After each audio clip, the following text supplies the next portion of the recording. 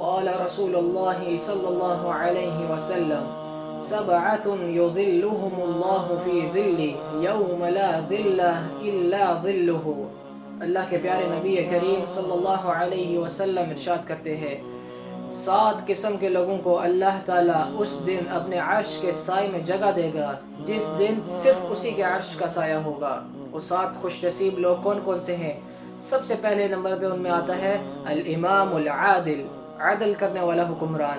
وہ حکمران جس کو اللہ رب العزت کے قرآن کے بارے میں پتہ ہو، وہ حکمران جس کو پتہ ہو کہ نبی کریم صلی اللہ علیہ وسلم کی حدیث، ان کی زندگی اس سے کیا مطالبہ کرتی ہے۔ وہ حکمران جس کے دل میں ڈر ہو تو اللہ اور اس کے رسول صلی اللہ علیہ وسلم کا ہو۔ وہ حکمران جس کے دل میں محبت ہو تو اللہ اور اس کے رسول صلی اللہ علیہ وسلم کی محبت ہو۔ وہ حکمران جس کو اللہ رب العزت کی اتاری ہوئی شریعت کا پتہ ہو، وہی وہ حکمران ہے جو عدل کے ساتھ حکمرانی کر سکتا ہے۔ نہیں تو جس کے پاس نہ قرآن کا علم، جس کے پاس نہ صحیح احادیث کا علم، وہ شخص کبھی بھی عدل کے ساتھ حکمرانی نہیں کر سکتا۔ دوسرے نمبر پہ کون شخص آتا ہے؟ وَشَابٌ نَشَأَ فِي عِبَادَةِ رَبِّهِ، وہ نوجوان جو اپنے رب کی عبادت میں پروان چڑھا۔ وہ عبادت جس میں نماز بھی آ جاتی ہے، جس میں صدقہ بھی آ جاتا ہے، جس میں روزہ بھی آ جاتا ہے، جس میں حج عمرہ بھی آ جاتا ہے، جس میں نذر و نیاز بھی آ جاتی ہے۔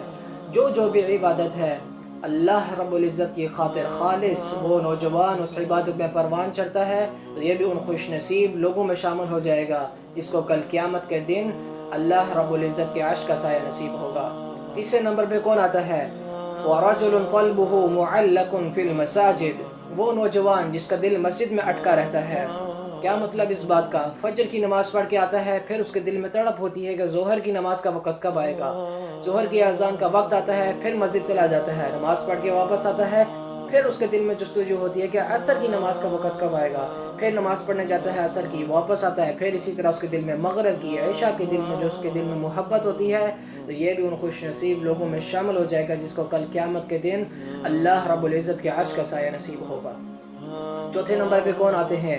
وَرَجُلَانِ تَحَابَّ فِي اللَّهِ اجْتَمَعَا عَلَى ذَلِكَ وَتَفَرَّقَ عَلَيْهِ، وہ 2 آدمی جو اللہ کی خاطر محبت کرتے ہیں، اللہ ہی کی خاطر اکٹھے ہوتے ہیں اور اللہ ہی کی خاطر الگ ہوتے ہیں۔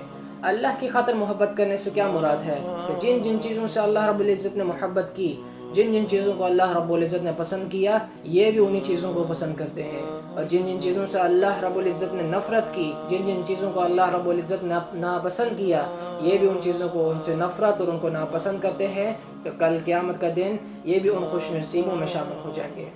5ویں نمبر پہ کون آتا ہے؟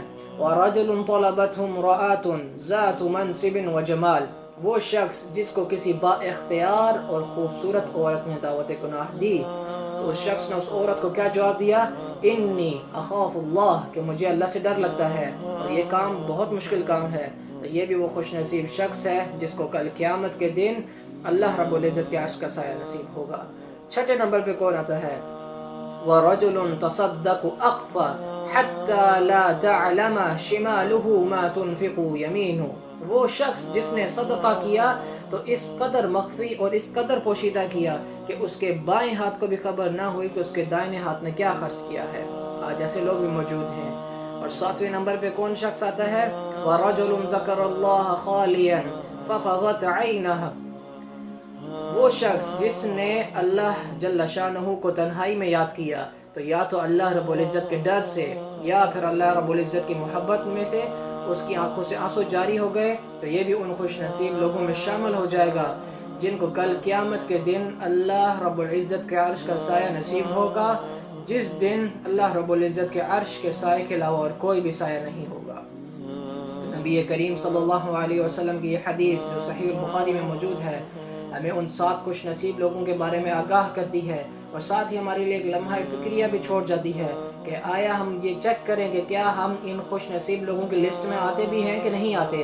اگر تو ہم ان خوش نصیب لوگوں کی صفات ہمارے اندر ہیں تو پھر ہمیں اللہ رب العزت کا شکر ادا کرنا چاہیے، اور اگر ہمارے اندر ایسی خصوصیات نہیں ہیں تو پھر ہمیں اس کے اوپر بھرپور کوشش اور محنت کرنی چاہیے، اور ساتھ ہی ساتھ اللہ جل شانہ سے دعا بھی کرنی چاہیے کہ اللہ رب العزت ہمیں ان 7 خوش نصیب لوگوں میں شمار کر لے تاکہ کل قیامت کے دن ہمیں بھی اللہ رب العزت کے عرش کا سایہ نصیب ہو۔